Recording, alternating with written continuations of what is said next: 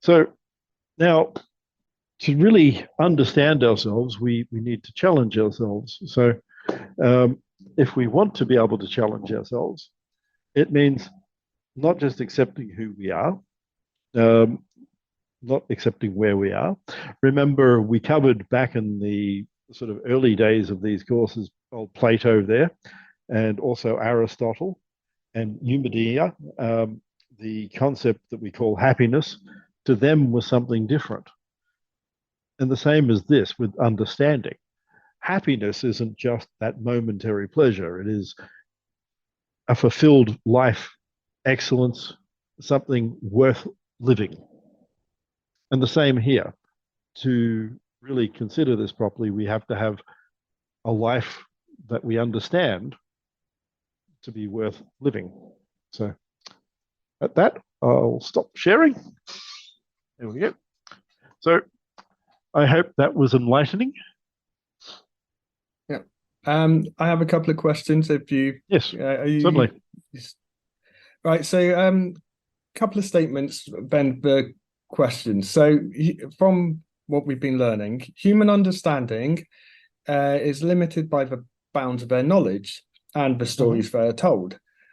Western society has, as part of their foundation, the Eve and Pandora stories, which form part of Western knowledge, just general understanding in morals and such.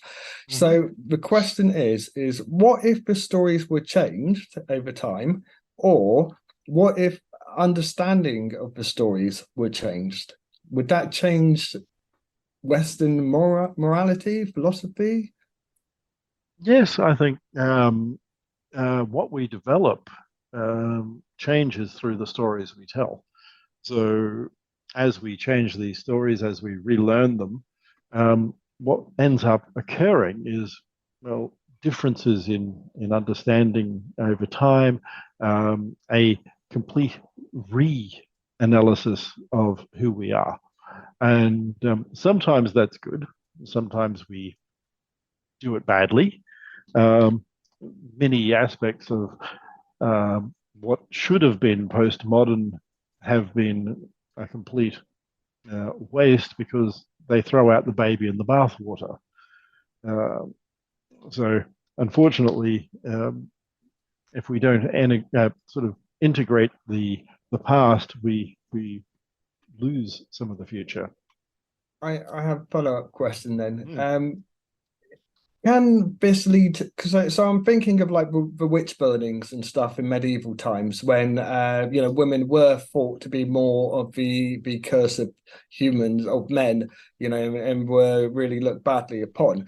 But as our understandings and like through work like your work, if Mm. that was more mainstream, your translation and understanding of the work, and if it was more understood, that actually, women are not the bane of men and all of that. Could we change, can this understanding of the stories and such actually have such fundamental changes to society, like not burning women at the stake and similar? Can we build upon what we know and expand upon it and basically use this stuff, philosophy, better understanding to build better society? One would hope.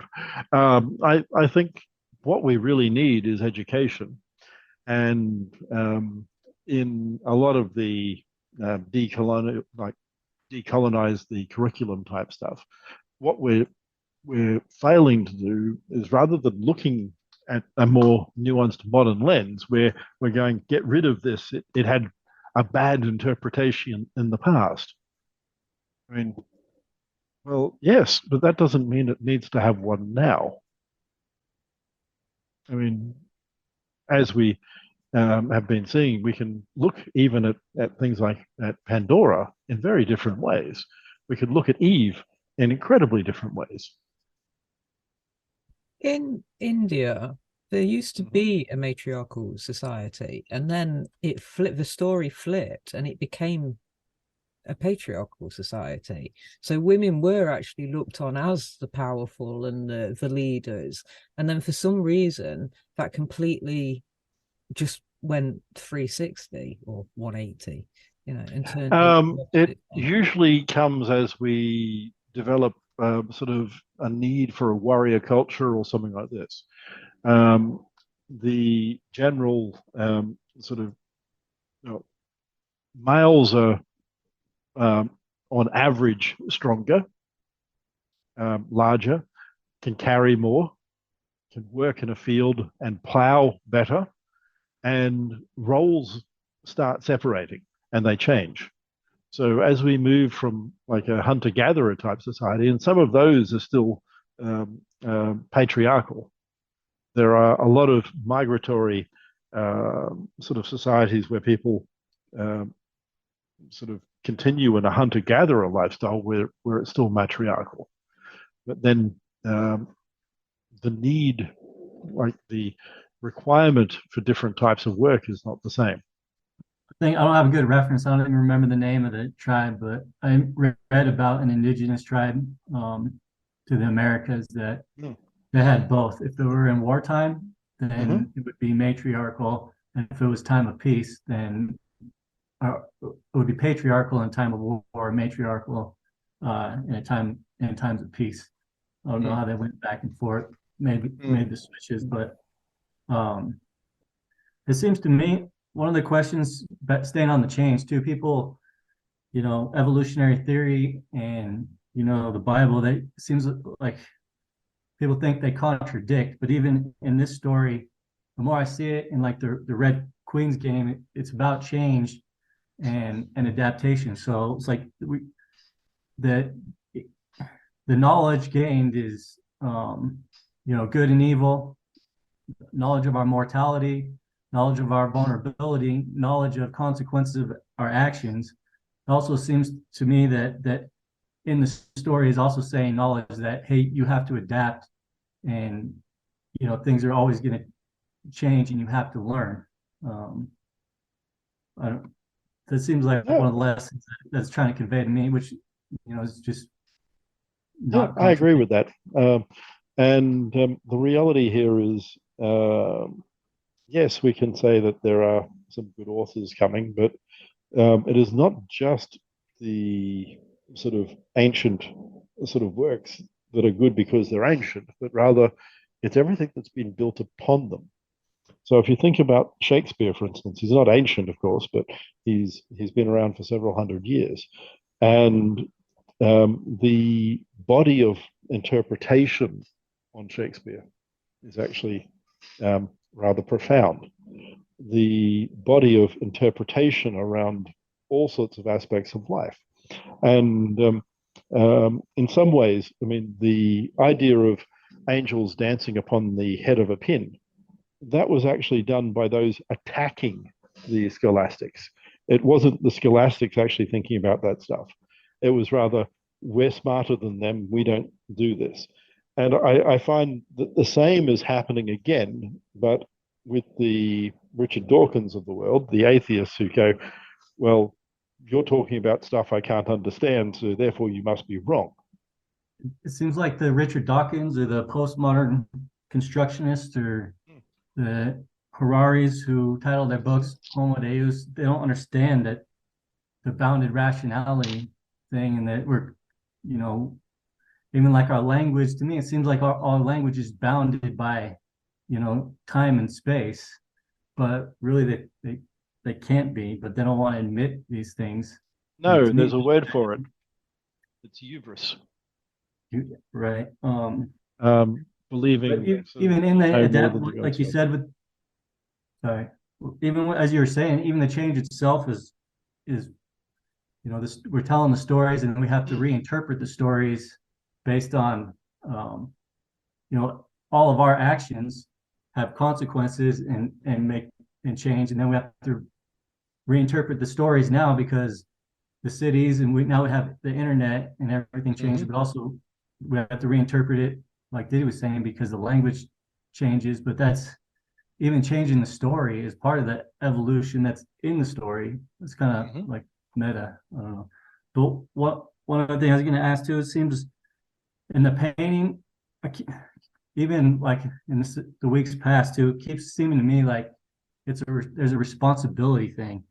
It says knowledge is power, but with power comes responsibility and the consequences for your action. In the painting, you know, they admitted it was obvious, it was so evident they couldn't like deny, oh, we didn't eat the fruit, but then they wanted to shirk responsibility. Eve wanted to point at the snake. Adam wanted to point at the Eve. Not me. Don't blame me. Right. And then that's even more of the fall when now that we have free will, we have to accept the consequences of our actions and learn from them. Otherwise, we're going to repeat them. And even the blaming of Eve through these periods of time is just not learning from the story itself and repeating the same mistake, because I don't know why we don't want to listen to the stories. That means we have to actually think and not just assume that we know more than we do. Well, one thing I was wondering is, you've said that the church takes issue with this paper. Is it that they don't like the idea that God intended the fall because it was the only way, by pushing us away? Again, it depends on which part of the church. So they just want to remain antiquated in their thinking. So some parts of Catholicism would be, well, more or less sort of advanced. Others aren't. Like some sort of more fundamental Pentecostal types would probably not like reinterpreting. So it varies. Again, I mean, the problem, of course, is saying one thing about a large group, then you always end up with some who don't fit in that group. But anyway. What has been the reception from the Uniting Church? Generally, they thought it was better. I mean, back when I was doing things, to have me act as a trustee for their bank and run financial systems and not really talk to actual people. So, I mean, I'm not actually the best pastor on earth, but well, why? So why do you say that though? Why are you not a good pastor? You seem very logical, and I feel in this modern world, that's appreciating the Bible allegorically is important. Yes, in the right ministry, that would be probably okay. But talking to someone who has lost their husband of 50 years, that sort of stuff is also pastoral work, and that's not where I'd say my strengths are. So. Has anybody from the Church of England ever read it, of any note? Of any note, I don't know. I mean, someone from the Church of England would have. But, yeah, I'd love to know what they think, what their view would be on that. Because they're quite progressive, so I would think that some are accept it. Yeah, I mean, there are aspects of all churches that are very different. So some are, some aren't. Like everything.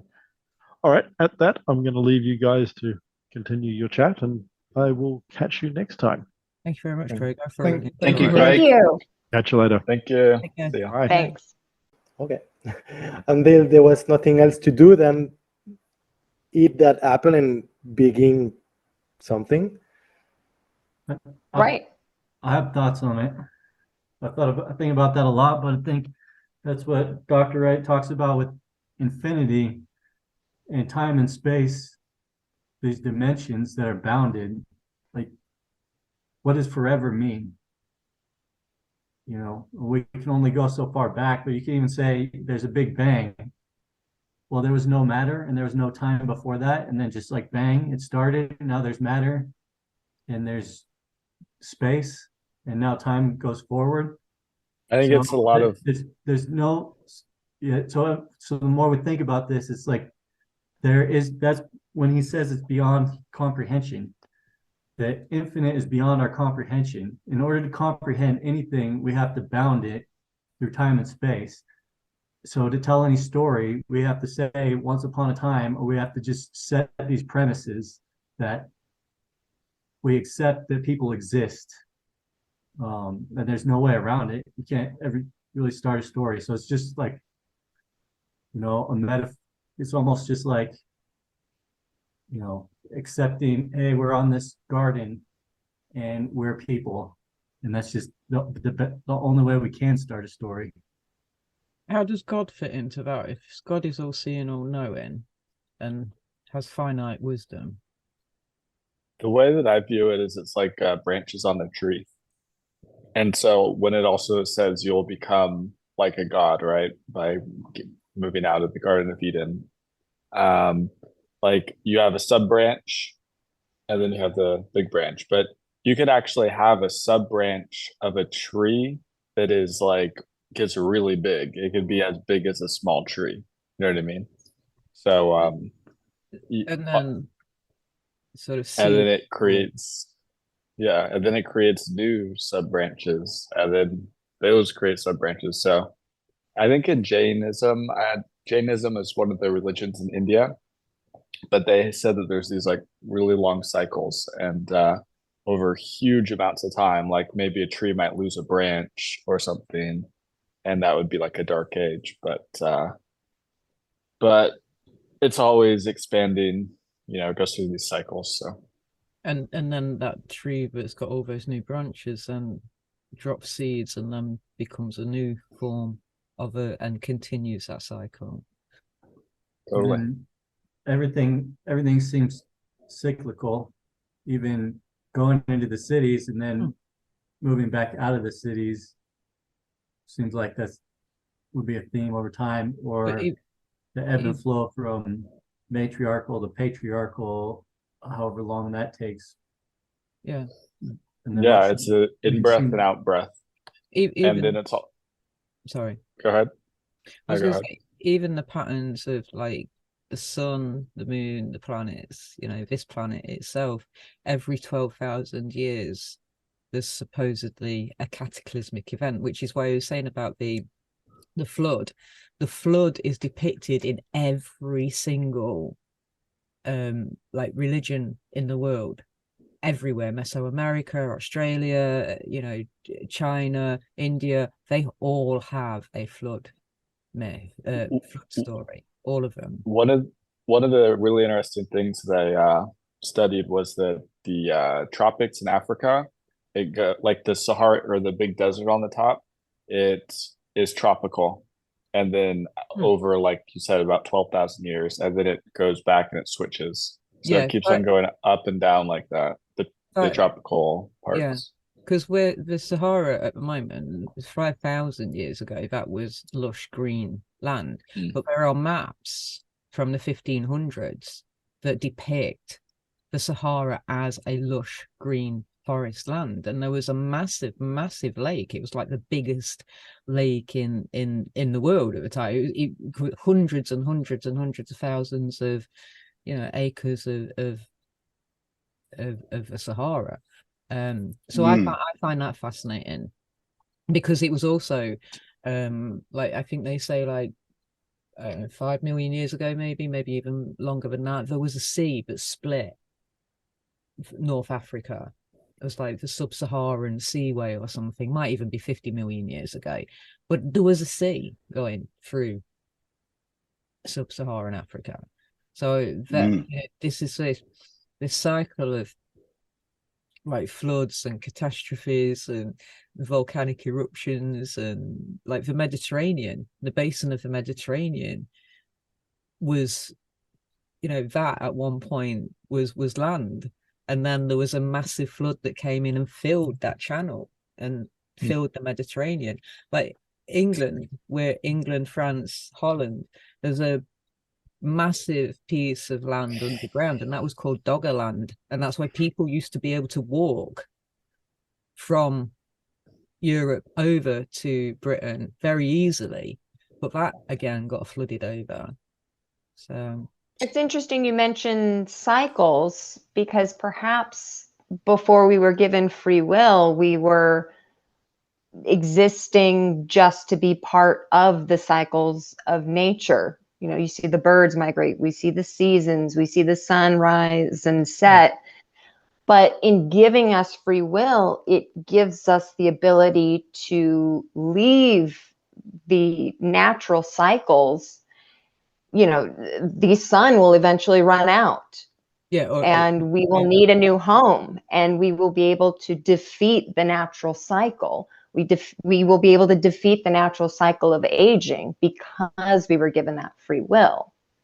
So where the atheists want to, like we're saying, throw the baby out with the bathwater, we just need to get churches and institutions to try to understand the importance of what we've gained so far, which, you know, was myth back then, but through allegory, it still teaches us so much about ourselves that we can still build upon. Well, it seems to me, I think, well, I'll read what he says, but that's why we tell the stories, to learn. Because, okay, so there's consequences for our actions, but we don't know what they are. And every one of these stories is to just record it, because we try to make rational decisions or logical decisions. If, based on all these variables, if I do this, or if we as a society do this, what is the best outcome is the rational decision. But you learn from trial and error.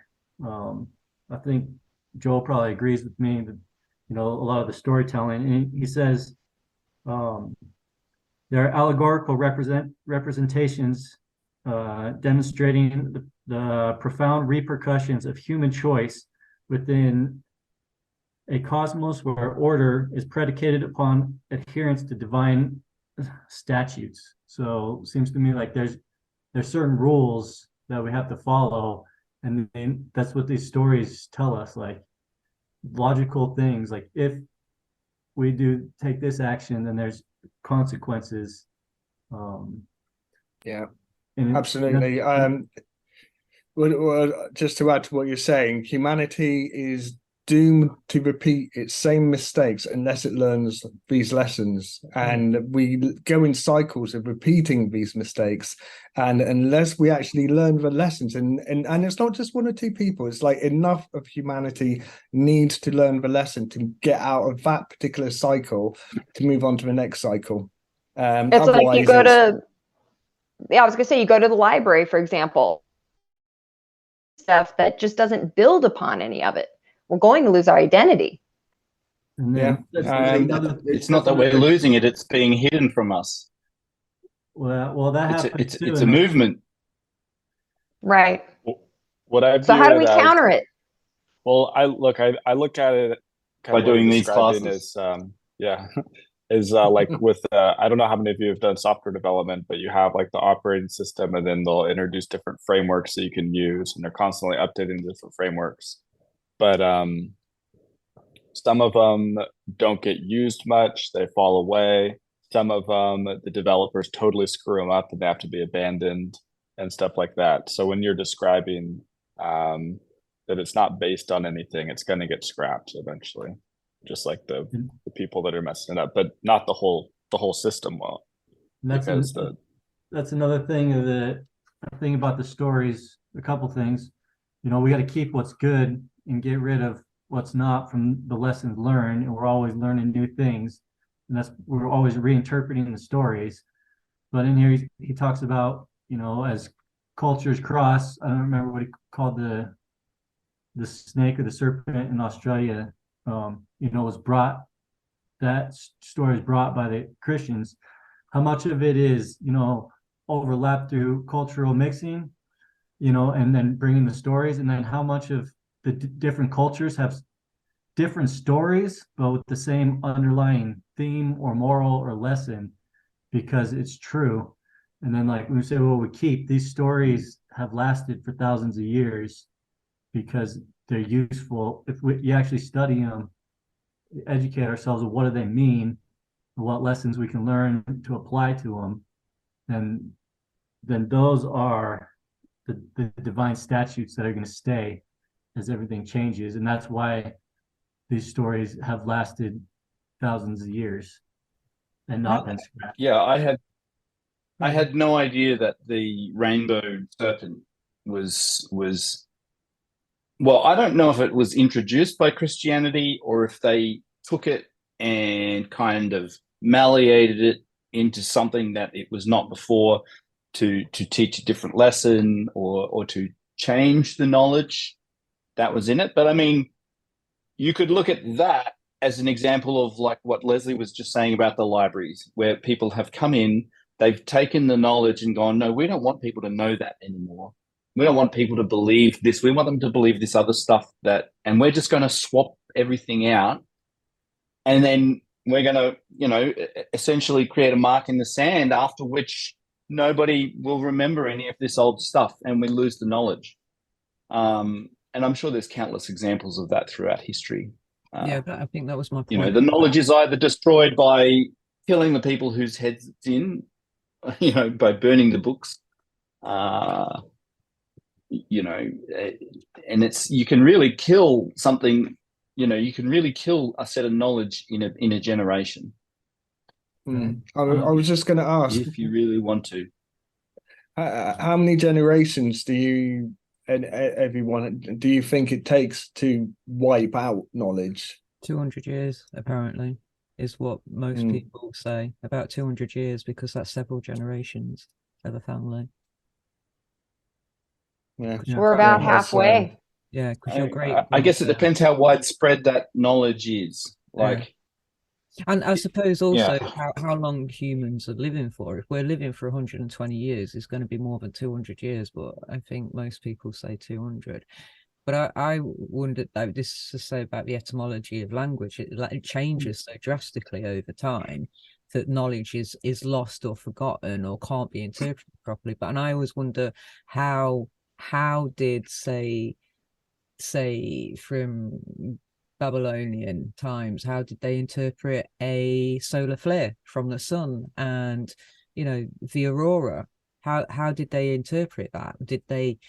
I've seen plenty of paintings that depict like a disc and it looks like a war in the sky, but is that a war in the sky, or maybe is that something to do with the sun and solar flares and the damage that can be done from the radiation from that? And like the aurora changing from being in the north and because of the tilt of the earth and pole flips and things, everything is brought to a different place. It was beforehand 100 years ago, you would never have seen an aurora, say in the middle of Arizona, but now they're having auroras in Arizona. And so I just wonder how that was interpreted so many years ago as well, sort of 10, 12. Human sacrifice. We're having an aurora. Kill somebody. Yeah, the sun needs That's right. The gods are angry. That's right. Because that's another thing throughout religions, though, and throughout cultures, is sun worship.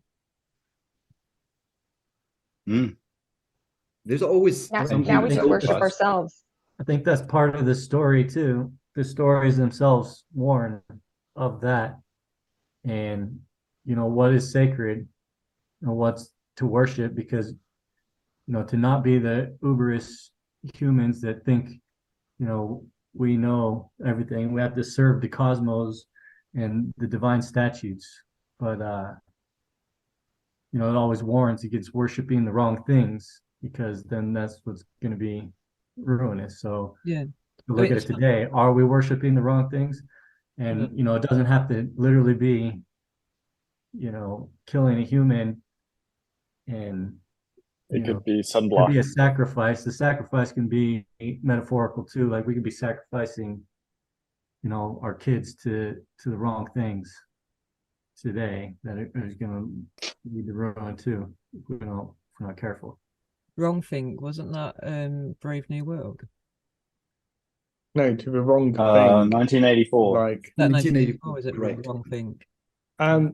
Carlos, can I just get Carlos to chime in? You've been rather quiet. No. I was just going to say that there's something so optimistic in the text and and the discussion that we had with him, or that Craig mentioned about the invitation to act, to be active and change the world in the way, do the changes that you want to see in the world.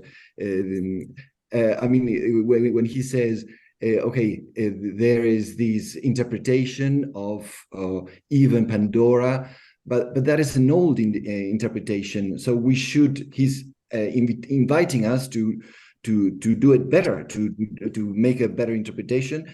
And there's always I've heard him say this many other times in the past, saying, don't be passive. If you don't like something in the political theater, just change it, do something about it. Don't stay passive in the whole thing. So there's something that I liked about the text today. Yeah.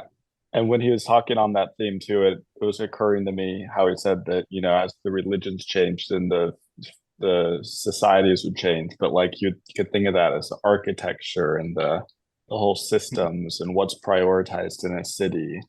What are the most important buildings? And thoughts are powerful. They're the fundamental building block, and then everything morphs around those. So having a religious system is it's powerful. I want to touch upon both of what you've both said, is that people say, technology changes the world, and I agree. But I think that underneath the technology, any technology, there's the philosophy and morality of an individual and a group, because there is group morality and group philosophy. And Bitcoin is a perfect example of this. You have this world-changing technology, then you have these different groups with different philosophies of how it should be used. And we've seen how that plays out in the real world over the last decade. And then, there's what I would say our own group philosophy. But, there's plenty of people in our space who don't generally have a philosophy thought, but there is an underlying philosophy. You can see it from Craig yourself behind the invention. So my question really to a group is how to bring out. But you don't have to answer straight away if this is a long-term question. How do we bring out what we learn and what we are learning to the wider people? There is obviously get them into the philosophy class. That's the simple answer. But that's also, it's not for everyone. And there are quite a number of people who do watch the philosophy classes afterwards, which is great as well. But I don't know the answer to this question. I'm just proposing it. Like the apostles, and you go out and you preach what you know, and hopefully people will want to know more and more and more. Like Craig says, it's education. It's like you need to take what you've learned and apply that and teach others. I want to make a point of saying I was staying away from apostles and disciple type terminology, because it's a religious class as well, Yes, this is very true. This is very true. And I want to make it very clear to viewers as well, Craig, it's not Jesus. And I have said to him I will mock him for people calling him that. But philosophy has its teachers and its students, and these students go out and teach other people, and this is done repeatedly throughout thousands of years that we have history in philosophy. So you can think of us as philosophy students and Craig as a philosophy teacher. That's a better comparison, I'd prefer. For me, you could, I was just for me, it could be interpreted as a play and be, get a great director, get some great actors. I've just seen Salome by the National Theatre. So you could take that and interpret it in that way and show it to an audience that way, and they can take their own, philosophy away from what they've seen. You can turn, little documentaries or learning videos, or which is what we're doing. But there are other ways, creative ways of being able to take this and turn it into a different form, because somebody could even interpret it into an animation, or you could interpret it into an art you know, a piece of art or something, you know, a collage or something. It could be a digital collage of what you've learned and see how that could work. So for me, I think there are plenty of things I would really love to be challenged to try and write a play around what we've just like learned within this complete like religious kind of study that we've just done for the last couple of months. I think it'd be great. It'd be so good. Yeah, I think everyone's here because we enjoy learning. So Joel was saying, hey, we're students and teachers. I think everyone is always a student and a teacher. So there's other people, and then same thing Diddy was saying, you know, everyone's different. I don't know how some people will be turned off if they seems like if you like preaching to them. I think everyone here is definitely like logical, and that's why we relate to Dr. Wright compared to, you know, when he's saying maybe he's not the best pastor in certain areas because he's really logical minded. But also in the storytelling, like they were saying, you know, reinterpreting the stories, everyone interprets it different from their perspective. I think that's even how we started today. Like Spinoza would argue that the Bible was even written in a certain way, and the stories, the epic poems are told in a certain way that, like, you know, are enjoyable and captivating, because if they're boring, like no one's gonna listen. So I don't know, just find whatever interest. Every individual is different. They're gonna hear it differently. One of the things that sorry, go ahead. No, I just briefly say that something which you just made me all think about is how Craig mentioned Shakespeare and how we were talking about 200 years to forget knowledge, and then you were talking about creating plays to teach and such, and Shakespeare's stuff still informs and teaches. Sorry, over to you, Kevin. Yeah, well, I was about to say something similar, which was like a modern day, like who would be the modern day person who's remembered? And it's kind of funny because I always think of Tom Cruise as like one of the most famous, probably the most famous person. I don't know, but then he's super super hardcore. If you read his thing, he was about to become like a monk or something, or what early in his career, but then he decided to go into acting, and now he's like mega star. And it would be kind of funny just to think about, you know, 100 years from now, if he has some sort of like, you know. I think Tom Cruise would be a great person to play Satoshi in the film, because he's literally the only person who would be mentally strong enough to be able to deal with that role. That's what I think anyway. I was thinking that when I was watching Mission Impossible. I thought, oh, you'd make a great Craig. He does so many things. He's too old. Yeah. Yeah, I was trying to think about how that would work. Well, he goes through phases. He's pretty good at looking young, but yeah, he's getting older. He's 62. But yeah. But Need enough babies. Yeah. He wait, what? I hope not. But he does a lot of stunts himself, which I think is super cool because he wants the camera to be super authentic. So a lot of the Top Gun things he did them himself, and Same with Mission Impossible. And the jumping off the cliff. Yeah, it's so cool. But like, imagine insuring that. You're like, oh my God, life insurance. Tom Cruise is about to jump off a thing. That was the same with Jackie Chan as well. There was a point where literally nobody would insure Jackie Chan because he also does his own stunts and he's broken so many bones in his body that he's like, no.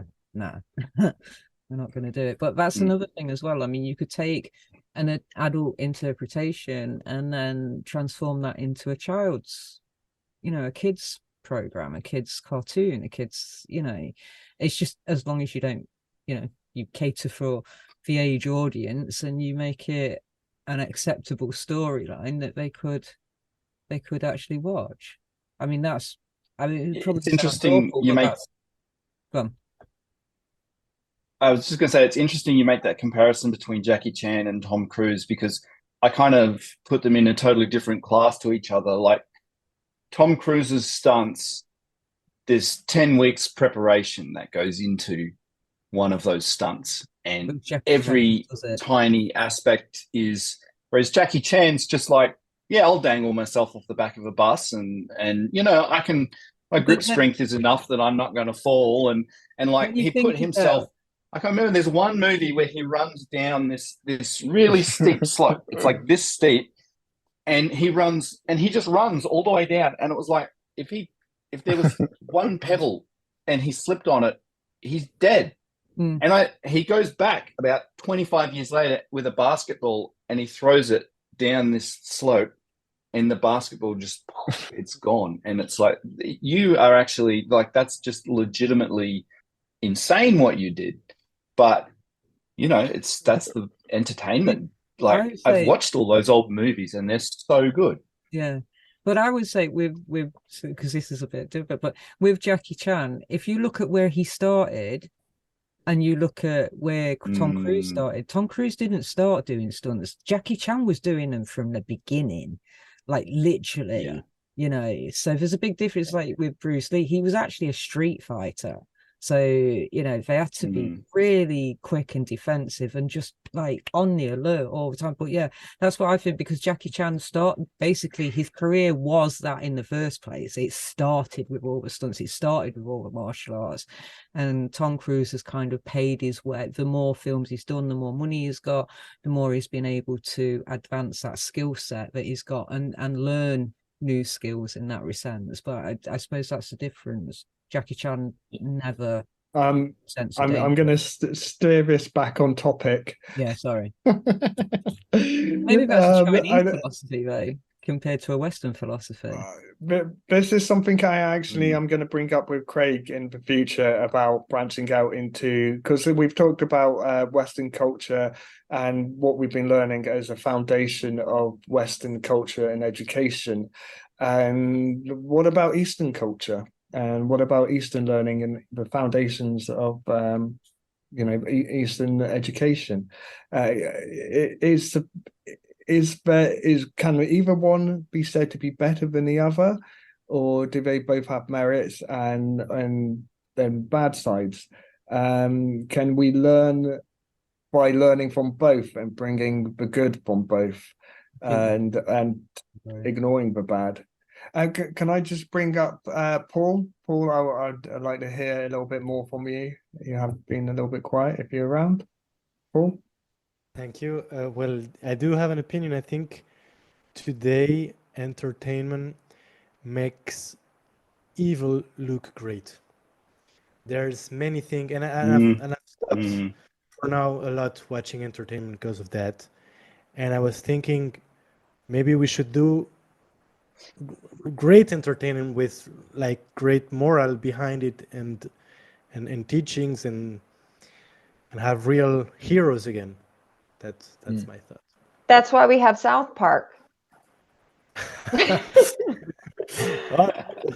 the only show worth watching. You know, they make the points after they're done trolling you and you're like, they got me there. It's satirical, yes, true. I watched it a lot for a while. No, but it's true. A lot of what's out there, I mean, I can't really say. I don't watch really much in the way of TV, but from what I've seen, nothing feels new. Everything feels rehashed. There, you know, a lot of it is entertainment for the sake of entertainment. Like you said, public, no moral. Like, all right, in the end, what am I supposed to get out of this? I just wasted an hour of my time, you know, watching this battle, and I didn't want either side to win. So I don't know. Like I said, South Park's the only thing that I have been able to watch. Yeah. I find I can't watch a lot of TV shows these days because they celebrate horrible people. And the horrible people is the protagonist of the show, and they're trying to make you root for this fucking monster person.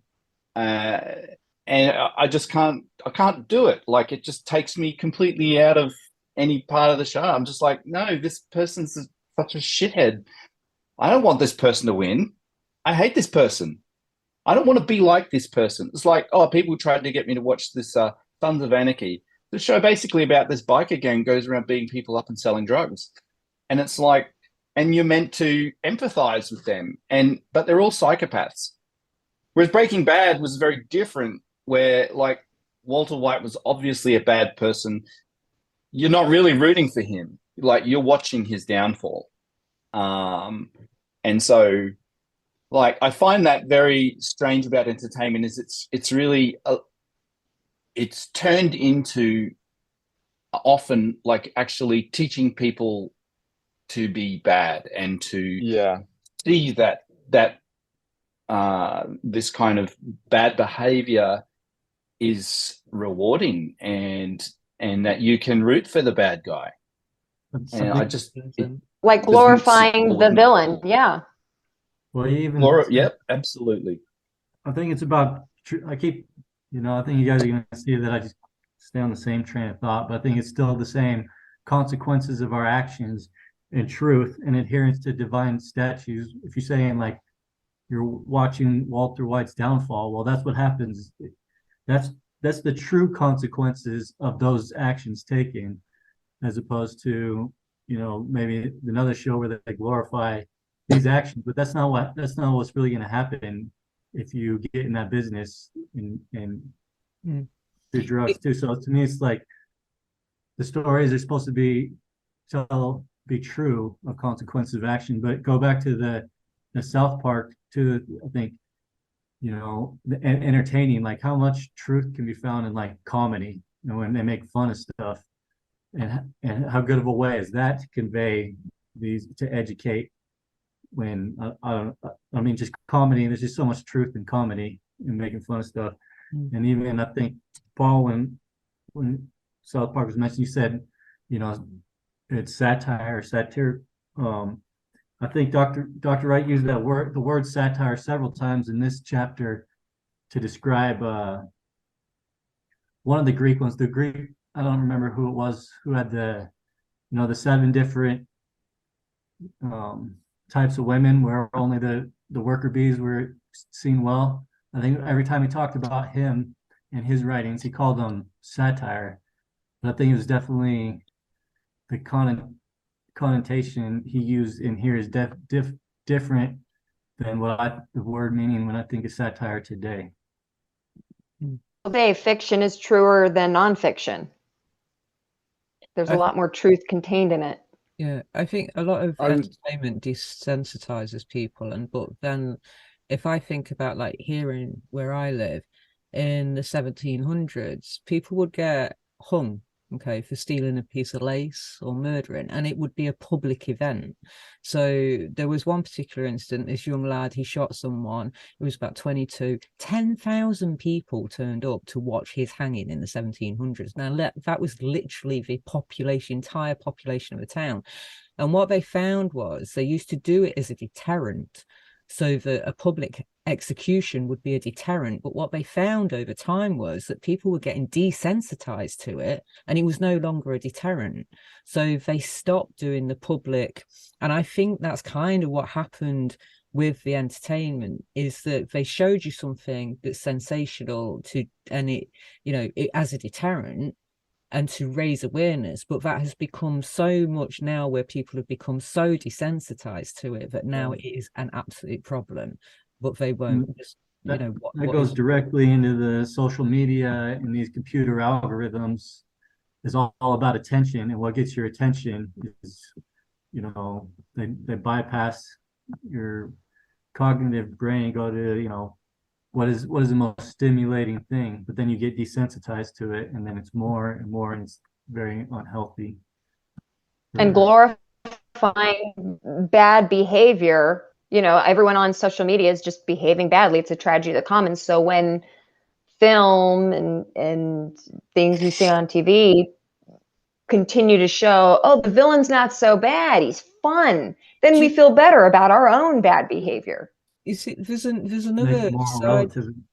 sorry, there's another side to it as well. I was just thinking, because we used to send our criminals over, they would be transportation. So you'd either be hung, or you'd be put in stocks, or you'd be put in a cell, or you'd be transported. So we used to send them to, our criminals used to get sent to America, or 500,000 got sent to Australia. And this was back in the 1700s. So, and then obviously you'd like 7 years transportation. There's no way you're coming back. You go over, you do hard labor, you've done hard labor for 7 years, and then you can't pay your way back, so you stay in Australia. And I wonder whether or not doing that has bred a culture in America and Australia, because they were so poorly treated. And this would be, again, for like stealing something, stealing a bread roll or something, you get transported to Australia for 7 years. So is that why it's so prominent in certain areas, that there is this kind of, the criminals are actually the heroes because we were so wrongly done to, like 300, 400 years ago, that our story needs to come out? The Brits aren't naughty. All the bad ones are pushed out. The Brits are naughty. Well, yeah. It's what they used to do in the 1700s, send them away. But now they've made, I don't know, they've made peace with it. And so it's, I mean, they're allies. We're all allies. It's just kind of like if you have a fight with your parents and then you make up afterwards, after, you know. And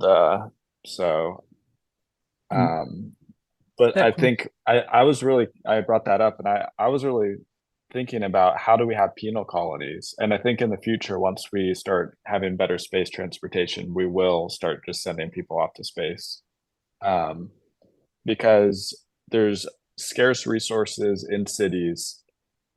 Homeless people and, you know, people that are disadvantaged will always flock to the city because they have the, you know, they could get the most goods and services for free, basically. But then it reaches a point, and there's some parts of LA where this is happening, where it's just making everything dysfunctional, and so they have to go. And so, yeah, it's just the ebb and flow and the consequences of our actions.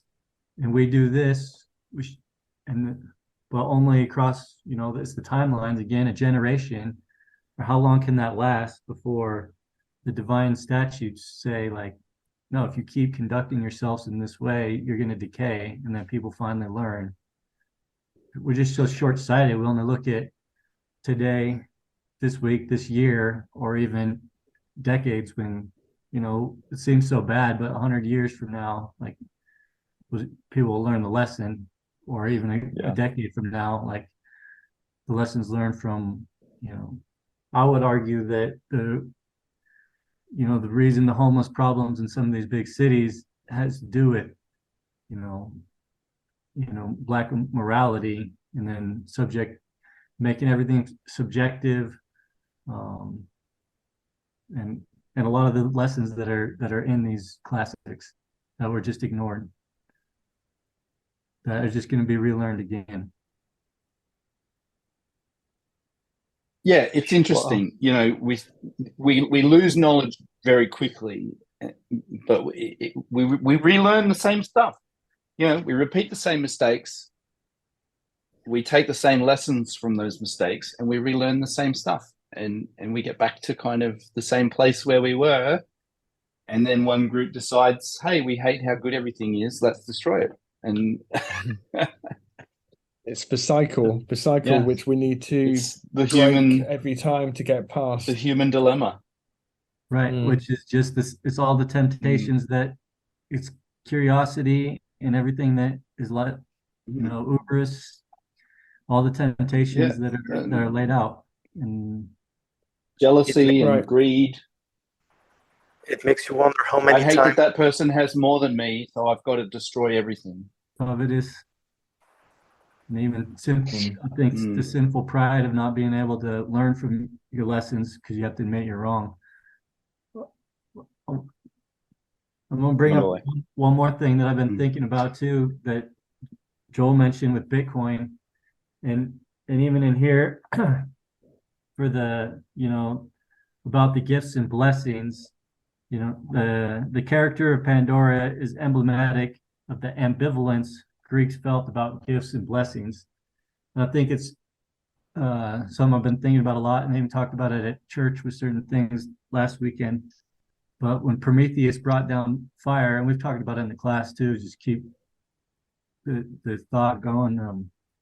Prometheus brought down fire, but it's a tool, so we can use for warmth and light, but you can also use it. So fire is a blessing and a gift, but it can also be used to burn your neighbor's village if you decide you don't like them. And then same thing with, people say money is the root of all evil, but money is the same as, fire. If it's used right, it facilitates exchange. It makes us all able to have more. And same with the internet, when we talk about these computer algorithms and how they try to capture our attention. You can't blame the tool. Like, greed is outside of the system of money. Or jealousy to burn down your neighbor, that's outside. You can't blame it on fire. You have to take the responsibility. I think Bitcoin is in a battle, and all this technology is in that battle right now. People want to blame certain things or how to use the tools right. I think it's an important lesson to learn, like, how we control these tools. We should be, somewhat ambivalent like the Greeks were, because they can be used to build society, or they can be used to destroy society. How could Bitcoin be used badly? I think this is controversial, and I wouldn't even bring it up if Dr. Wright was here, but I think,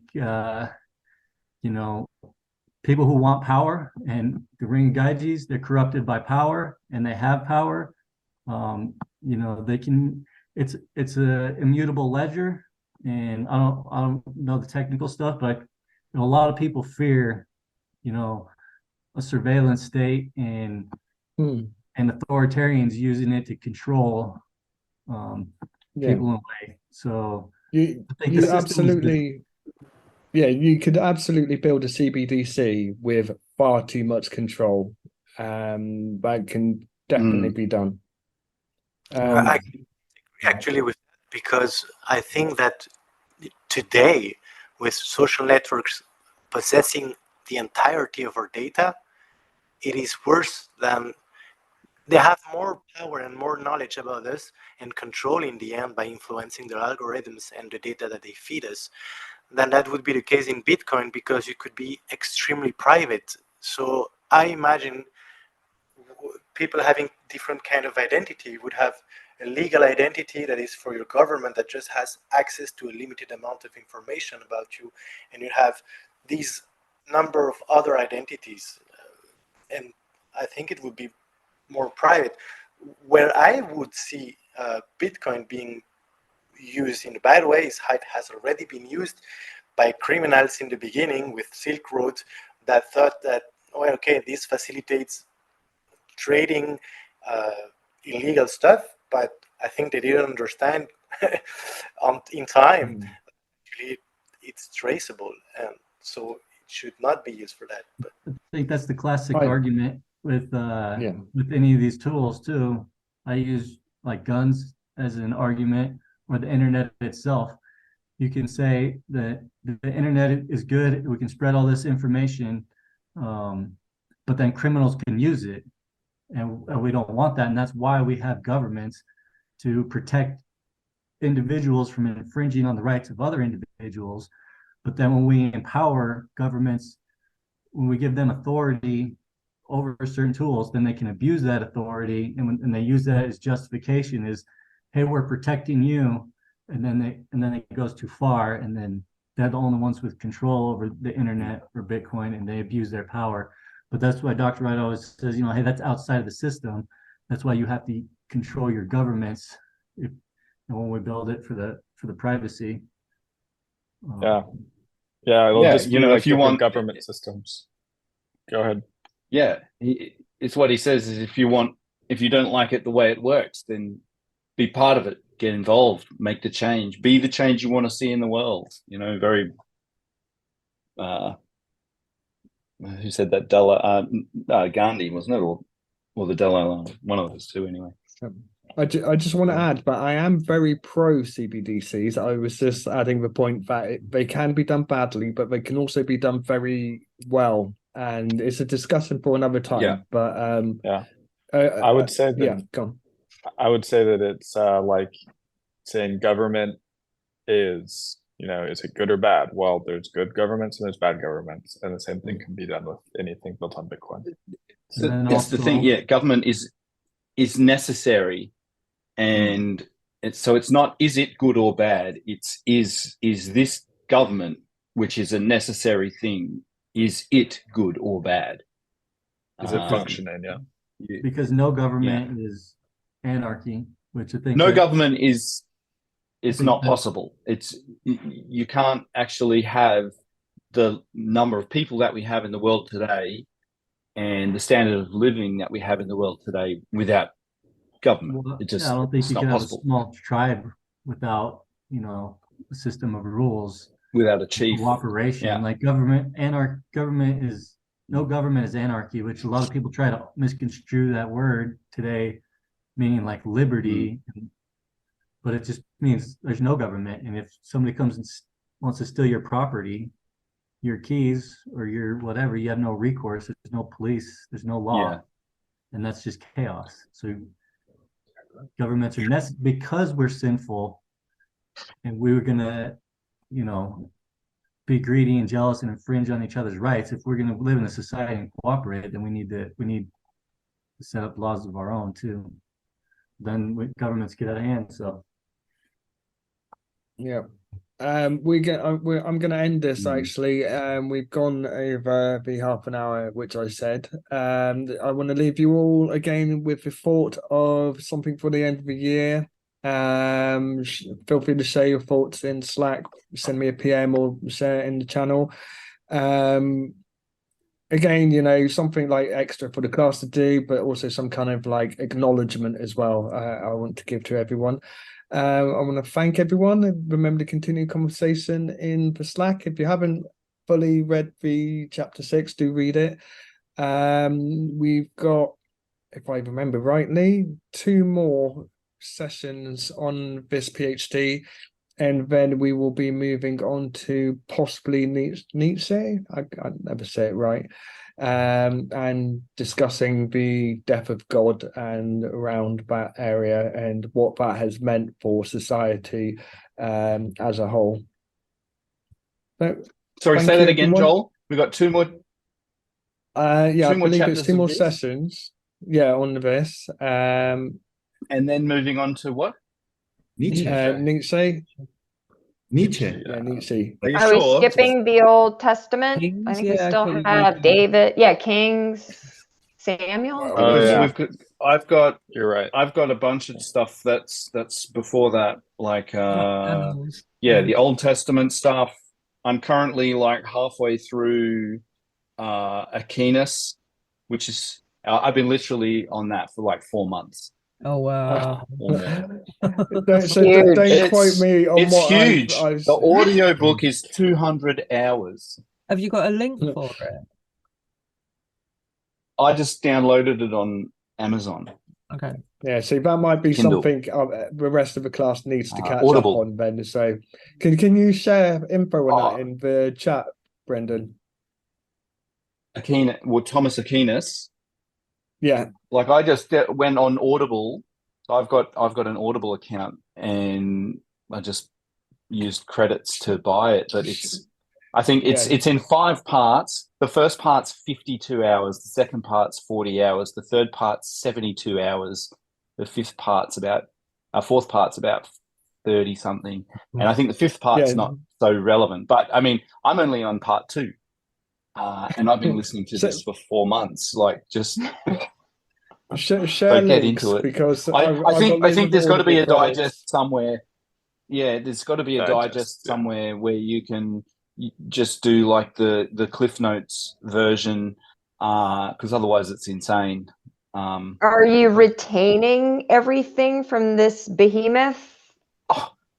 Absolutely not. So you're just sadistic. You just want to.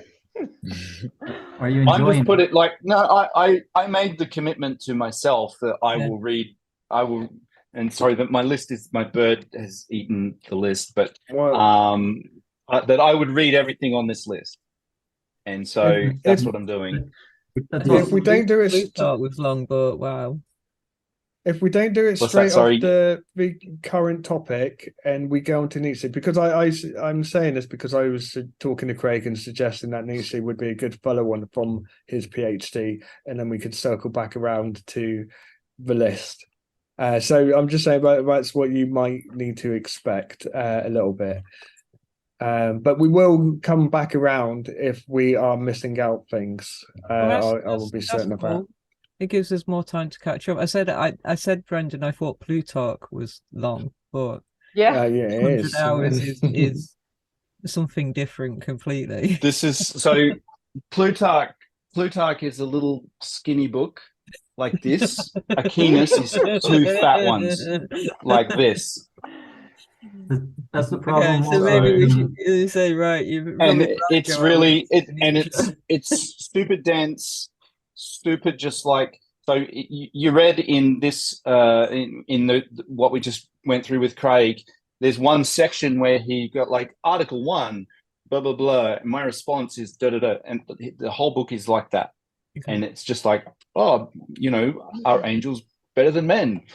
Well, disagreement 1, and so it's like, it's very dry, but I found it actually really interesting, and the perspective on a lot of stuff like the makeup of the universe, like what are we, where did we come from, what's will, what is knowledge, what is the mind, all of this kind of stuff. Like it's a really, and he brings all of his references into the text. So it's not like he just says something and then there's a little like asterisk and you got to go to the bottom of the page and that's this. He says, oh, in this book, this author says exactly this, and then I take it from that means this. And so from that perspective, I mean, it's been very interesting, and despite it being dry, I've really enjoyed listening to it. So I do, if you do have the time,